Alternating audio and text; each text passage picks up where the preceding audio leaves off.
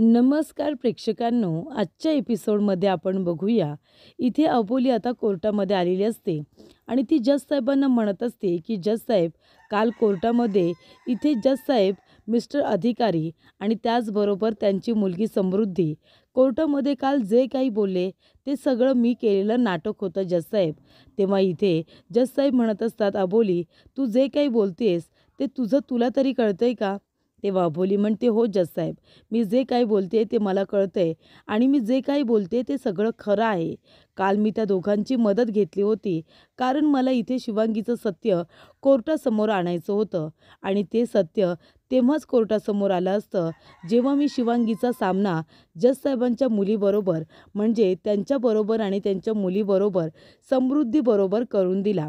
कारण आत्तापर्यंत शिवांगी म्हणजे तिच्या हातला वाघ ज्या ज्या मुलींना मारत आलंय त्यांचं नाव समृद्धीच आहे आणि त्या जज साहेबांच्या मुलीसुद्धा आहेत. त्याच्यामुळे मी कोर्टामध्ये काल हे सगळं नाटक घडून आणलं आणि त्याच्यामुळेच आपल्याला शिवांगीचा हा खरा चेहरा सगळ्यांना दिसला. तिच्या आतमध्ये वाघाची एक दुसरी पर्सनॅलिटी आहे हे आपल्या समोर आलं जज साहेब. तेव्हा इथे जज साहेब म्हणतात, पण अबोली, हे सगळं करत असताना तू एकदा मला विश्वासात घेऊन सगळं काही सांगायला हवं होतंस की नाही? तेव्हा अबोली म्हणते की जज साहेब, त्यासाठी मी कोर्टाची आणि तुमची हात जोडून माफी मागते. पण कसं आहे ना, त्यावेळेला मला जे योग्य वाटलं ते मी केलं आणि वेळसुद्धा खूप जास्त कमी होता म्हणून तुम्हाला काही सांगतासुद्धा आलं नाही. तेव्हा इथे अबोलीने मनापासून जज साहेबांची माफी मागितलेली असते. त्याचबरोबर इथे प्रेक्षकांनो, आता अंकुश म्हणत असतो की मला या शिवांगीबद्दल आणि तसंच काही आजारांबद्दल तुमच्याशी थोडं बोलायचं आहे. कोर्टाची जर इथे परवानगी असेल तरच. तेव्हा इथे जज साहेब त्याला बोलण्याची परवानगी देतात. तेव्हा अंकुश म्हणत असतो की जज साहेब, मी खूप ठिकाणी जातो ज्या ठिकाणी असे वेगवेगळे कार्यक्रम होत असतात, तेव्हा तिथे मला अशी माहिती मिळत असते या आजारांबद्दल आणि अशा गुन्हेगारांबद्दल सुद्धा. मी पोलीस अधिकारी आहे आणि माझी बायको वकील आहे. त्यामुळे अशा लोकांबरोबर आमचा वारंवार संबंध येत असतो आणि म्हणूनच मी तुम्हाला एक गोष्ट सांगतो की अशा आजाराची जी माणसं असतात ना, त्यांच्या आतमध्ये जी काही एक वेगळी शक्ती असते. म्हणजे काल आपण बघितलं, इथे शिवांगी एक नॉर्मल मुलगी आहे, पण काल तिच्यामध्ये अशी काही शक्ती आली होती की ती आम्हाला सुद्धा ढकलून देत होती, ती आम्हाला सुद्धा भारी पडत होती.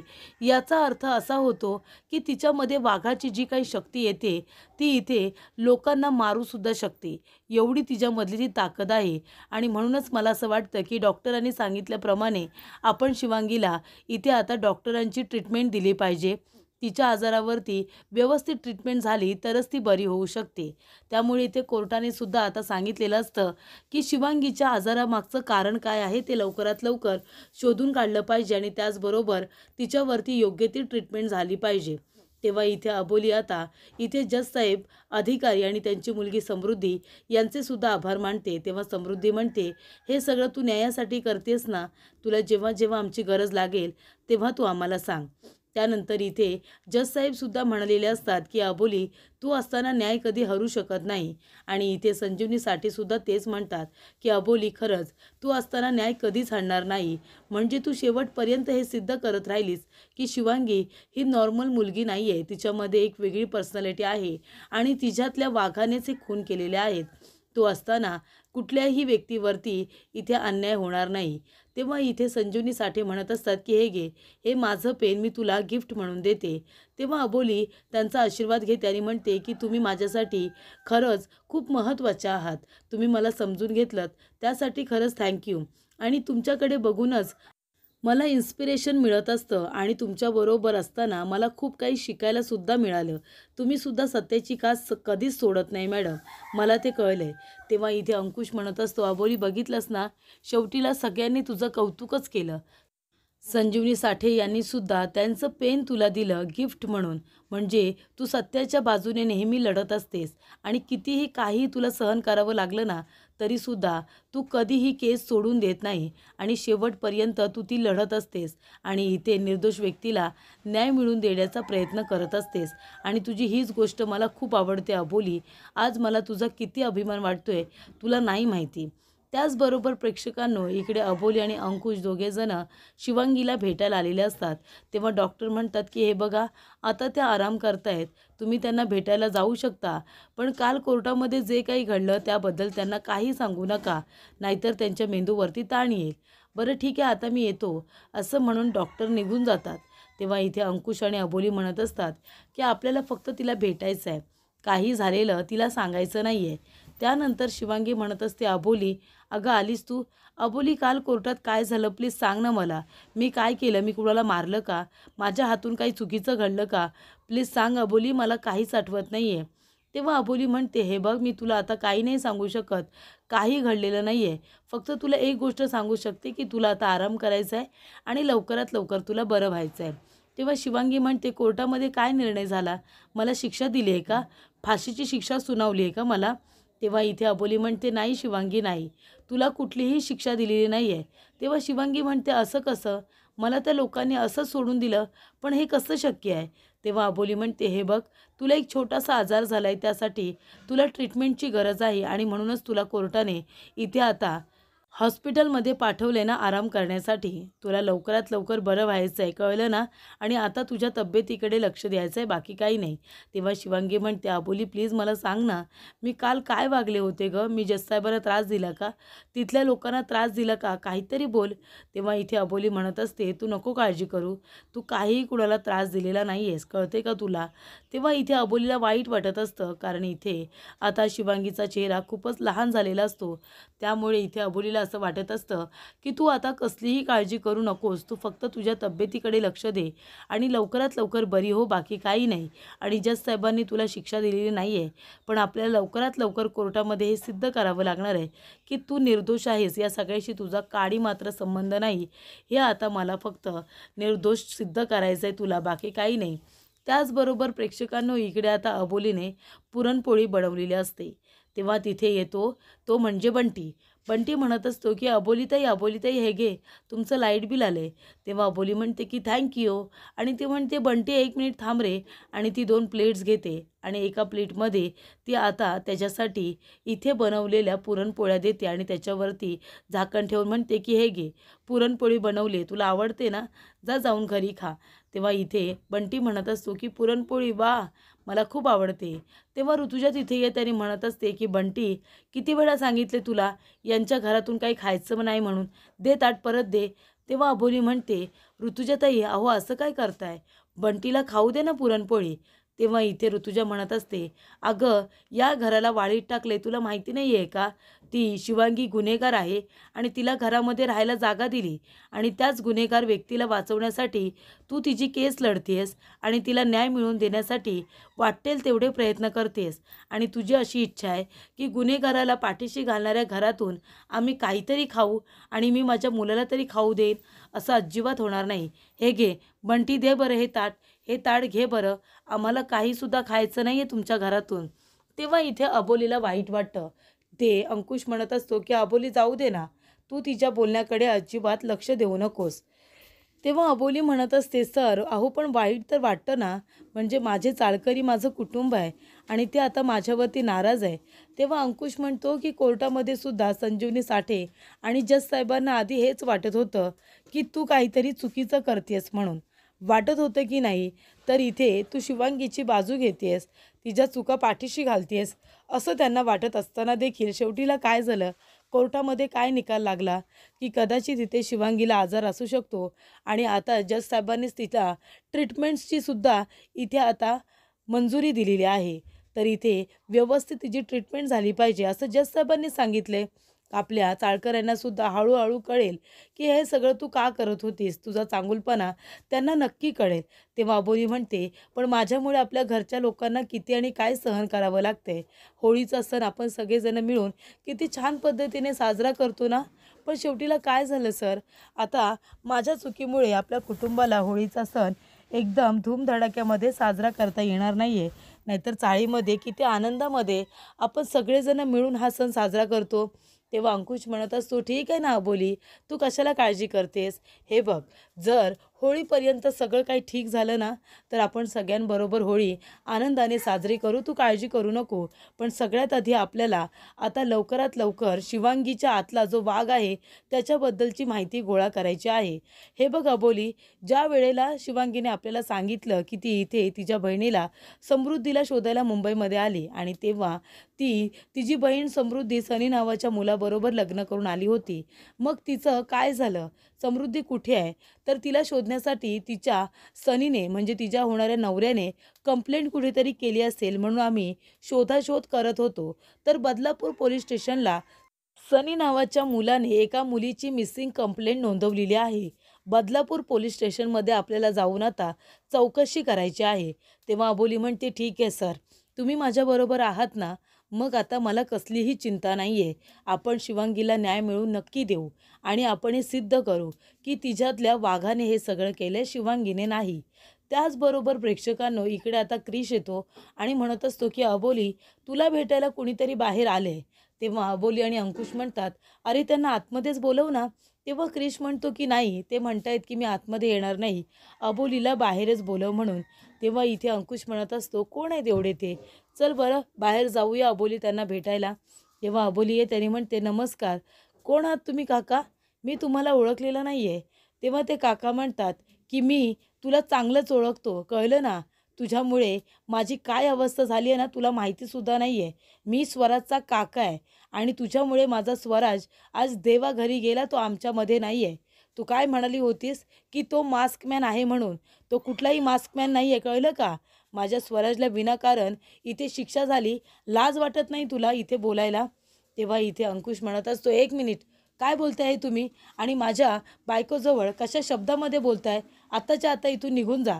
तेव्हा इकडे स्वराजचा काका म्हणतो, का निघून जाऊ मी इथे आलोय तुम्हाला जा विचारायला.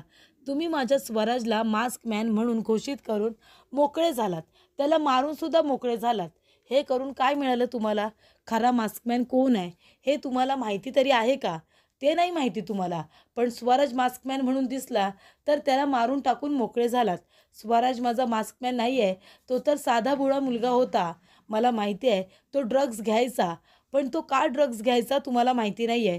अहो, लहानपणीच त्याची आई गेली, लहानपणापासून आई विना वाढलेलं पोरगं ते, आणि तुम्ही त्याला मास्कमॅन म्हणून घोषित केलं.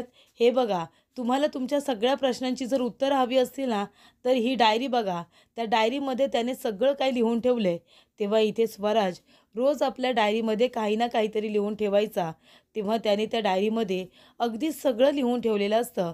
तेव्हा इथे स्वराजचे काका म्हणतात की वाचा, हे वाचा.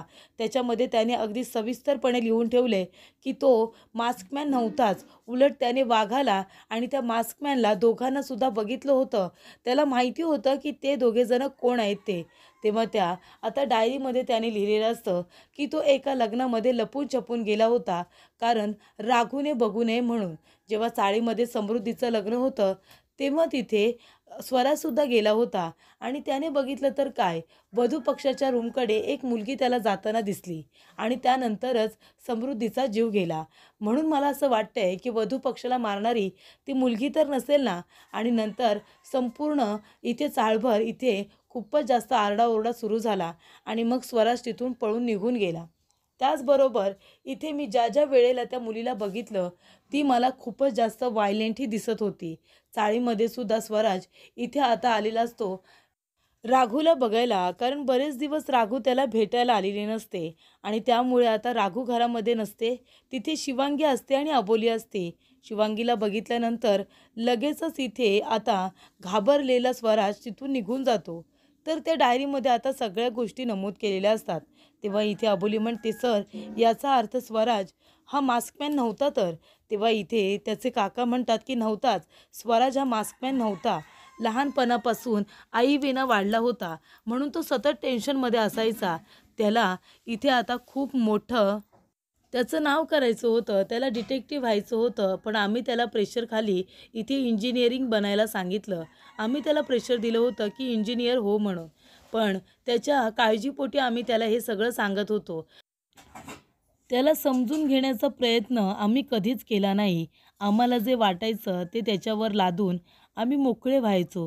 त्याचं मन कधी जाणूनच घेतलं नाही आणि म्हणूनच त्याला ती लत लागली होती ती ड्रग्सची.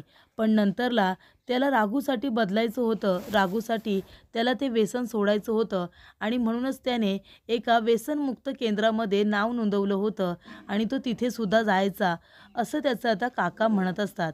आणि त्याने ते डायरीमध्ये सुद्धा सगळं लिहिलेलं असतं. ज्या वेळेला इथे अबोलीला त्याने किडनॅप केलेलं असतं, कारण अबोली राघू आणि त्याचं लग्न होऊ देत नसते आणि तेव्हा इथे अबोलीला किडनॅप केल्यानंतर तिथे वाघ येतो आणि वाघ आल्यानंतर तो सगळ्यांना मारून टाकतो. आणि त्यावेळेला इथे स्वराज म्हणत असतो की अबोलीला मी तिथेच वाघाच्या तावडीमध्ये सोडून तिथून निघून आलो. मी अबोलीला तिथे धमकवायला नेलं होतं, तिला मारायला नेलं होतं, पण मी तिला मारलंसुद्धा नाही. तिला वाघाच्या तावडीमध्ये सोडून मी तिथून पळून गेलो. पण नंतरला मी खूपच जास्त इथे शर्मिंदा झालो. अबोलीला वाघाच्या तावडीमध्ये एकटीला सोडून मी यायला नको होतं ना. पण नंतर मी बघितलं तर अबोली मेली नव्हती, अबोली जिवंत होती. आणि मग इथे स्वराज हळूहळू आता सगळं काही बघत होता. शिवांगी हीच खरी वाघ आहे हे सुद्धा त्याने लिहून ठेवलेलं असतं. शिवांगी दिसते तशी अजिबात नाही आहे, तिच्या खूपच जास्त शेड्स आहेत, पण त्या अजून बाहेर आलेल्या नाही आहेत. त्यानंतर इथे अबोलीने आता डायरी वाचलेली असते आणि तिला खूप मोठा धक्का बसलेला असतो. तो म्हणत असतो की याचाच अर्थ स्वराज जे काही म्हणत होता ते सगळं खरं होतं. तर इथे असं सुद्धा लिहिलेलं असतं की आज मी त्या मास्क मॅनला बघितलं. बाप रे, किती भयानक होता तो. मला त्याला बघून खूपच जास्त भीती वाटली. नाही, त्याच्याबद्दल मला काही लिहायचं नाही आहे, त्याच्याबद्दल मला काही बोलायचं नाही आहे, नाहीतर तो मला मारून टाकेल, तो मला मारून टाकेल. अबोलीला या सगळ्याबद्दल सांगायला हवं. आणि तो आता अबोलीला शोधत असतो. तेव्हा इकडे स्वराजचे काका म्हणतात की त्याला सगळं काही तुम्हाला सांगायचं होतं आणि म्हणूनच तो चाळीमध्ये अबोलीला किती वेळा तरी शोधायला सुद्धा आला होता.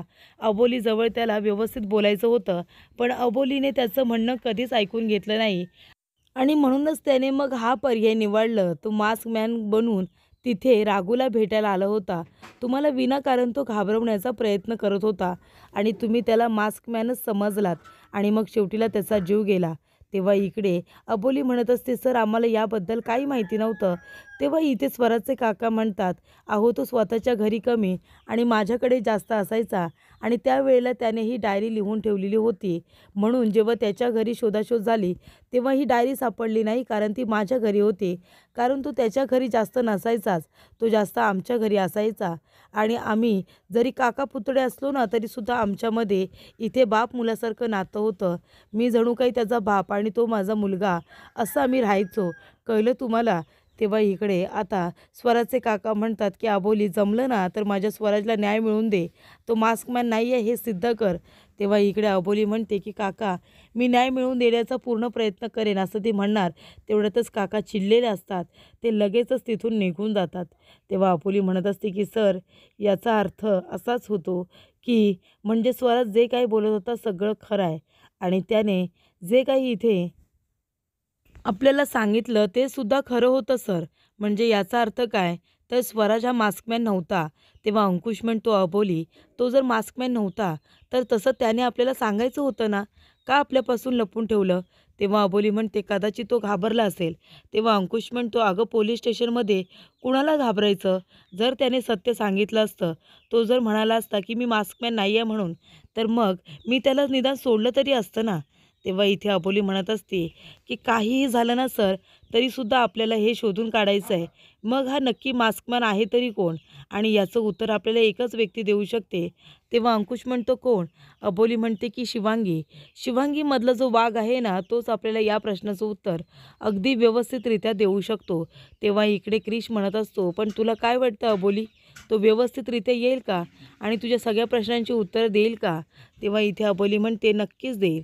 तेव्हा अबोली म्हणते की कोर्टामध्ये ज्या वेळेला मला हे सिद्ध करायचं होतं की शिवांगीमध्ये एक वाघ आहे, ते आपण बाहेर काढलंच ना, मग आपण त्यावेळेला तिला इथे प्रवृत्त करू शकतो. तर आता खरं काय आहे ते जाणून घेण्यासाठी आपण नक्कीच तिच्यामधल्या वाघाला बाहेर काढू शकतो.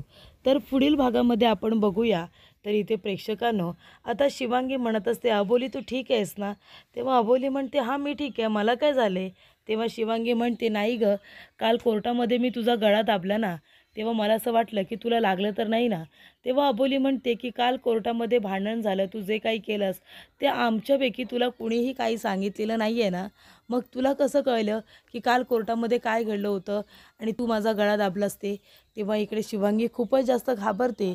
तेव्हा अबोली म्हणत असते की शिवांगीचं नक्की काय चाललं आहे, हे लवकरात लवकर मला शोधून काढायला हवं. ती कोण आहे नक्की, ती कशासाठी इथे आली, हे सगळं मला आता जाणून घ्यायला पाहिजे, असं अबोली आता म्हणत असते. त्यामुळे इथे अबोलीने त्या त्या वाटचालीला सुद्धा सुरुवात करायचा निर्णय हा घेतलेला असतो. कारण इथे खूपच जास्त ही केस आता कॉम्प्लिकेटेड होत चाललेली असते. खरं काय ते शोधून काढण्याचा प्रयत्न अबोली करत असते आणि त्याच्यामध्ये तिला आता लवकरच यश येणार असतं.